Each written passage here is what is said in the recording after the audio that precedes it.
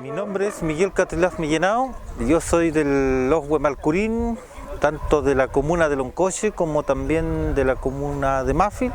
Hoy día estamos reunidos lanzando la candidatura a la constituyente a nuestra querida hermana Ana Yao para poder llevar nuestra voz a esta constituyente y poder participar de la nueva constitución que se va a redactar en Chile.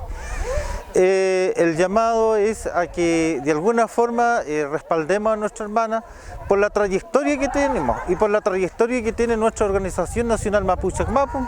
La Organización Nacional Mapuche Acmapu fue partícipe del diálogo que se hizo en algún momento, muchos años atrás, para poder llevar adelante el trabajo de la ley indígena, de cuyo trabajo nuestra querida hermana Ana Yao fue firmante del compromiso de Nueva Imperial.